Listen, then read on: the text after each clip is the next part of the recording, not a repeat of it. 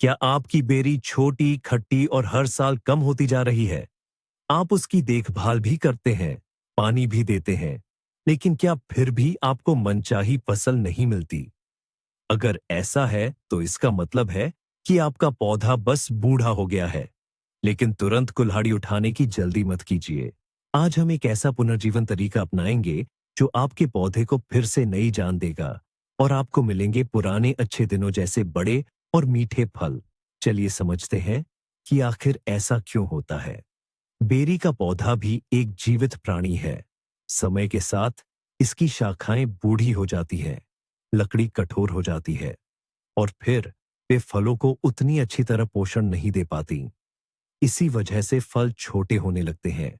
इसमें आपकी कोई गलती नहीं है। ये एक स्वाभाविक प्रक्रिया है, लेकिन हम इसे सिर्फ रोक ही नहीं सकते, बल्कि इस प्रक्रिया को पूरी तरह बदल भी सकते हैं। और इसके लिए हमें चाहिए एक तेज प्रूनर और सही जानकारी। तो अब हमारा प्रूनर तेज है और हम पूरे जोश में हैं। लेकिन रुकिए, पहली कटाई करने से पहले हमें सबसे जरूरी सवाल का जवाब देना होगा। कब? सही समय चुनना ही आधी सफलता है। अगर यहां गलती की तो झाड़ी को फायदा पहुंचाने की बजाय आप उसे बहुत नुकसान पहुंचा सकते हैं। इसके लिए हमारे पास दो सबसे अच्छे समय हैं। पहला समय है देर से पतझड़ का मौसम। तब तक इंतजार करें जब करौंदा पूरी तरह से अपने सारे पत्ते गिरा दे। यह इस बात का संकेत है कि झाड़ी सुप्त अवस्था में चली गई है और उसके सभी जीवनदायक रस जड़ों में उतर गए हैं। इस समय उसे कटाई से लगभग कोई दर्द महसूस नहीं होगा। इसके अलावा पत्तियों के बिना झाड़ी का पूरा ढांचा अच्छी तरह से दिख जाता है और सभी पुरानी टेढ़ी मेढ़ी शाखाएं बिल्कुल साफ साफ दिखाई देती है। ये समझना आसान हो जाता है कि क्या क्या हटाने की जरूरत है। दूसरा मौका शुरुआती वसंत है, लेकिन यहां सही समय पकड़ना जरूरी है, जब तक कलियां अभी भी गहरी नींद में हो और फूलना शुरू न हुई हो। जैसे ही आप देखें कि बर्फ पिघल गई है और जमीन शायद अभी पूरी तरह से पिघली भी ना हो, तुरंत कटाई करें। पौधा अभी भी आराम कर रहा है और हमारी इस प्रक्रिया को आसानी से सहन कर लेगा। लेकिन जो चीज बिल्कुल नहीं करनी चाहिए, वह है करौंदे की कटाई तब करना जब कलियों ने बढ़ना शुरू कर दिया हो। इस समय शाखाओं के अंदर जीवन का संचार हो रहा होता है और रस का सक्रिय प्रवाह चल रहा होता है। ऐसे समय में कटाई करना बिना बेहोशी की दवा, एनेस्थीसिया के ऑपरेशन करने जैसा है।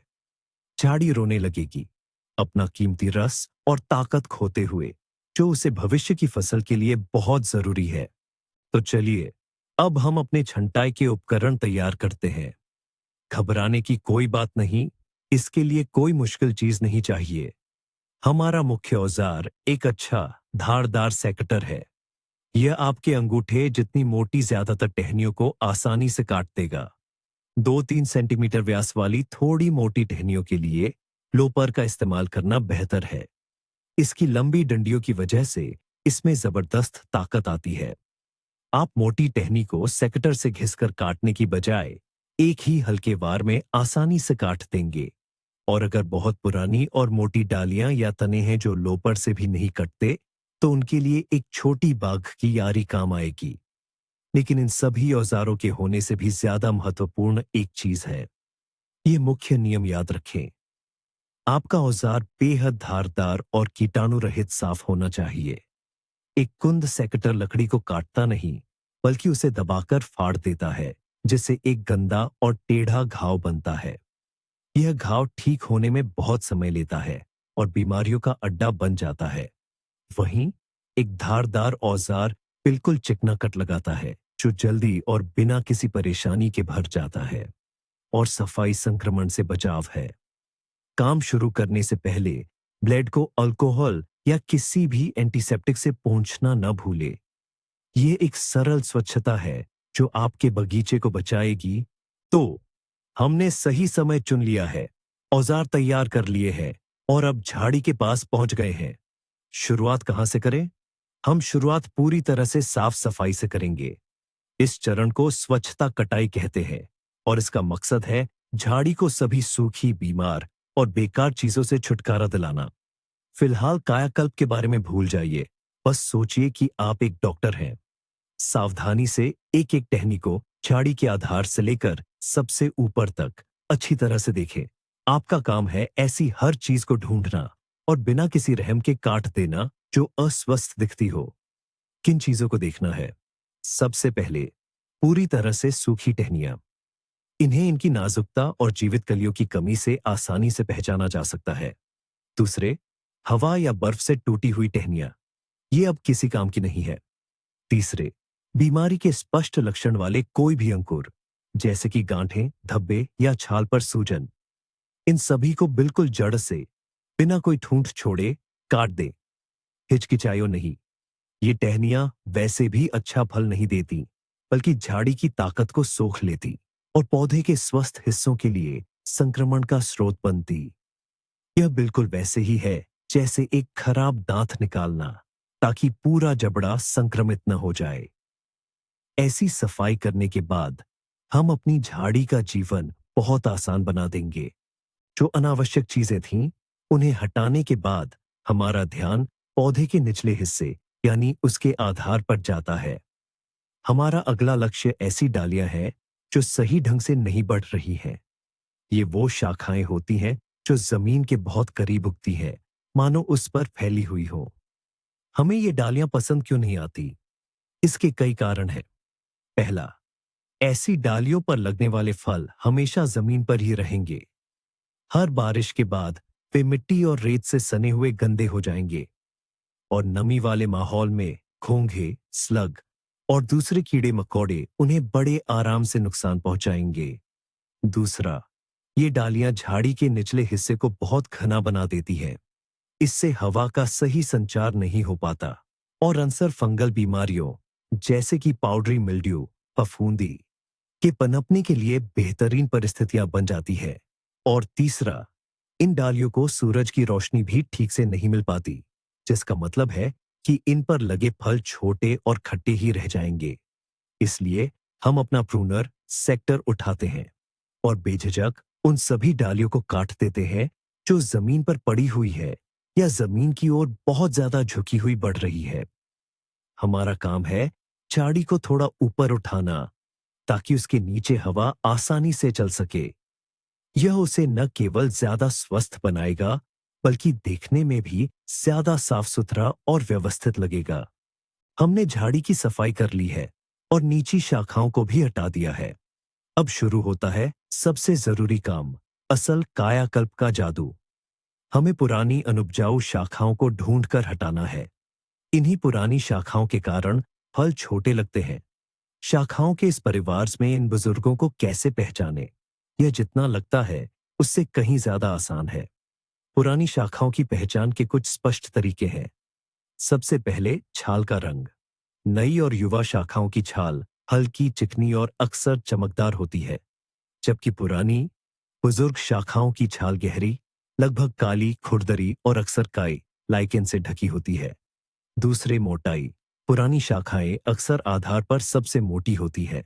और तीसरा, जो सबसे महत्वपूर्ण है, वह है वार्षिक वृद्धि। शाखाओं के सिरों को देखिए। पिछली गर्मियों में युवा और मजबूत शाखाओं के ऊपरी सिरे 15-20 सेंटीमीटर या उससे ज्यादा बड़े होंगे। वहीं पुरानी शाखाओं की वृद्धि बहुत कम, सिर्फ कुछ सेंटीमीटर होगी या बिल्कुल नहीं होगी। ऐसी शाखा अपनी क्षमता खो चुकी होती है। यह झाड़ी की ऊर्जा तो लेती है, लेकिन बदले में सिर्फ मुट्ठी भर छोटे फल देती है। आमतौर पर ये वो शाखाएं होती है जिनकी उम्र 5-6 साल से ज्यादा होती है। हमारा काम ऐसी 3-4 सबसे पुरानी और स्पष्ट रूप से पहचानने योग्य शाखाओं को ढूंढना और उन्हें हटाना है। तो अब हमने उन पुरानी टहनियों की पहचान कर ली है जिन्हें हमें हटाना है। हाथ पहले से ही प्रूनिंग shears की तरफ बढ़ रहा है, ताकि एक ही बार में सभी पुरानी टहनियों को काट दिया जाए। रुकिए, यहीं पर नए माली के लिए सबसे बड़े खतरों में से एक छिपा है, अत्यधिक उत्साह। कायाकल्प छंटाई का सुनहरा नियम याद रखिए, एक बार में 1/3 से ज्यादा नहीं। इसका मतलब है कि एक सीजन में हम पुरानी टहनियों की कुल संख्या का 1/3 से ज्यादा हिस्सा नहीं हटा सकते। उदाहरण के लिए, अगर झाड़ी में आपने 9 पुरानी मोस्टी टहनियां गिनी हैं, तो इस साल हम सिर्फ 3 सबसे पुरानी टहनियां ही काटेंगे। ये इतना जरूरी क्यों है? करौंदे की झाड़ी एक संतुलित प्रणाली है, जहां जड़ प्रणाली का आयतन उसके ऊपरी हिस्से के आयतन के बराबर होता है। अगर हम एक ही बार में आधी या उससे भी ज्यादा टहनियां हटा दें, तो हम पौधे को गहरा सदमा देंगे। जड़ें अपनी आदत के मुताबिक पानी और पोषण एक बड़ी शाखाओं के लिए ऊपर भेजती रहेंगी, जबकि ऊपर वो शाखाएं होंगी ही नहीं। ये असंतुलन झाड़ी को इतना कमजोर कर सकता है कि वह या तो बीमार पड़ जाएगी या पूरी तरह से मर जाएगी। इसलिए हमें धीरे धीरे और सावधानी से काम करना चाहिए। हमारा लक्ष्य कोई शॉक थेरेपी देना नहीं है, बल्कि अपनी झाड़ी के लिए एक धीरे धीरे और प्यार से किया गया कायाकल्प है।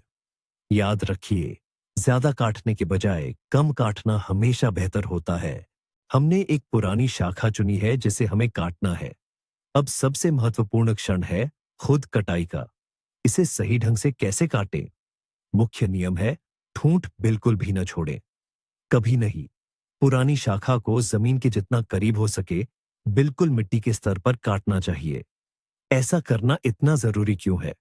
छोड़ा गया ठूंठ, भले ही वह कुछ सेंटीमीटर ऊंचा हो, सूखने लगता है। यह सूखी लकड़ी विभिन्न फंगस और कीटों के लिए एक आदर्श घर और भोजन बन जाती है। उदाहरण के लिए, ऐसे ठूंठ में एक खास तरह के कीड़े का लार्वा, जैसे ग्लासवर्म, खुशी खुशी रहने लगेगा, जो बाद में स्वस्थ शाखाओं में सुरंगें बनाना शुरू कर देगा। असल में ठूंठ झाड़ी के लिए संक्रमण का सीधा रास्ता है, जो उसके अंदरूनी हिस्से तक पहुंचता है। इसलिए छंटाई कैंची या आरी लें, शाखा के बिल्कुल निचले हिस्से तक पहुंचे और जमीन के स्तर पर एक साफ सीधा कट लगाएं। इतना नीचे काटने से डरे नहीं। झाड़ी के आधार पर मौजूद सुप्त कलियों से ही अगले मौसम में नई मजबूत युवा कॉम्प्ले निकलेंगी, जिन्हें प्रतिस्थापन कॉम्प्ले कहते हैं। हम पुराने को हटाते हैं ताकि नए को बढ़ने का मौका मिले, और जमीन के स्तर पर किया गया एक चिकना कट छाल से जल्दी ठीक हो जाएगा और कोई समस्या नहीं पैदा करेगा। हमने कुछ पुरानी टहनियों को सफलतापूर्वक काट दिया। झाड़ी तुरंत ज्यादा रोशनीदार और खुली खुली हो गई। लेकिन हमारा काम अभी खत्म नहीं हुआ है। अब हमें युवा टहनियों पर ध्यान देना होगा। ये वे मजबूत सीधी शाखाएं हैं जो पिछली गर्मियों में सीधे जमीन से निकली थी, जिन्हें अक्सर जीरो या बेस शूट्स कहा जाता है। ये ही हमारा भविष्य है। इन्हीं से अगले कुछ सालों में मुख्य पैदावार मिलेगी। लेकिन यहां भी सख्त चुनाव की जरूरत है, ठीक वैसे ही जैसे किसी स्पोर्ट्स टीम के लिए खिलाड़ी चुने जाते हैं। अगर इन सारी नई टहनियों को छोड़ दिया जाए, तो ये झाड़ी के नीचे एक घना जंगल सा बना देंगी। टहनियां एक दूसरे से टकराएंगी, रोशनी और पोषण के लिए लड़ेंगी, और अंत में पतली और कमजोर रह जाएंगी। हमें ऐसा नहीं चाहिए। हमारा काम है एक कास्टिंग करना। हम सारी नई टहनियों को ध्यान से देखते हैं। उनमें से सिर्फ 3-5 ही रखते हैं। कौन सी वाली? सबसे मजबूत, सबसे मोटी और जो बहुत जरूरी है, सही जगह पर स्थित हो। वे झाड़ी के बिल्कुल बीच में न उग रही हो और न ही दूसरी टहनियों से रगड़ खा रही हो। बाकी सभी पतली, टेढ़ी, कमजोर या बस पलतू को हम बिना किसी दया के बिल्कुल जड़ से काट देते हैं। वैसे ही जैसे पुरानी टहनियों को काटा था, कोई ठूंठ नहीं छोड़ते हुए। इस तरह हम एक मजबूत और हवादार पौधा तैयार करते हैं, जो आने वाले सालों तक अच्छी पैदावार देगा। अब बात करते हैं एक बहुत ही अहम, बल्कि जानलेवा गलती की, जो कई माली उत्साह में आकर कर बैठते हैं। वे एक बहुत पुरानी उपेक्षित झाड़ी देखते हैं, जो लगभग 15 साल पुरानी होती है, और एक ही बार में उसमें से सब कुछ पुराना काट देते हैं। सिर्फ कुछ कमजोर नई टहनियां छोड़ देते हैं। लगता है कि यह सही है, क्योंकि हमने सब बेकार चीजें हटा दी। लेकिन पौधे के लिए यह एक बहुत बड़ा झटका होता है। झाड़ी की जड़ प्रणाली बहुत मजबूत होती है, जो बड़े हरे भरे हिस्से को पोषण देने की आदी होती है। लेकिन यहाँ उसका ऊपरी हिस्सा लगभग गायब हो जाता है। यह असंतुलन इस बात का कारण बन सकता है कि झाड़ी ठीक न हो पाए और मर जाए। ये वही मामला है जहां बेहतर अच्छे का दुश्मन होता है। इसीलिए बहुत पुरानी झाड़ियों के लिए धीरे धीरे 3 साल की अवधि में कायाकल्प करना सिर्फ एक सलाह नहीं, बल्कि पौधे के लिए एक जीवनदायिनी जरूरत है। आप उसे अनुकूलित होने, नई टहनियाओं विकसित करने और धीरे धीरे पुरानी पीढ़ी को नई से बदलने का समय देते हैं, बिना किसी घातक तनाव के। तो यह एक छोटा सा लगने वाला बारीकी ही है जो सही कायाकल्प को झाड़ी को बर्बाद करने से अलग करती है। तो आइए संक्षेप में बात करें। करंट की झाड़ी की कायाकल्प छंटाई बर्बरता नहीं है, बल्कि यही एक सोची समझी सर्जिकल प्रक्रिया है जो पौधे को उसकी शक्ति और उत्पादकता वापस दिलाती है। पुराने को हटाकर हम नए के लिए रास्ता बनाते हैं। मुख्य बात यह है कि इसे सही समय पर, सही उपकरण से और सबसे महत्वपूर्ण, बिना अत्यधिक जुनून के किया जाए। यह वीडियो अंत तक देखने के लिए धन्यवाद। मुझे उम्मीद है कि अब आपका प्रूनर बेकार नहीं पड़ा रहेगा। यदि यह वीडियो आपके लिए उपयोगी था, तो इसे लाइक करें और चैनल को सब्सक्राइब करें, ताकि आप बागवानी के अन्य रहस्य न चूकें। और अब आपके लिए एक सवाल, पुराने पौधों के कायाकल्प का आपका क्या अनुभव रहा है? क्या आपको कभी अतिरिक्त काटने से डर लगा है? अपनी कहानियां टिप्पणियों में साझा करें। हमें पढ़ना बहुत दिलचस्प लगेगा।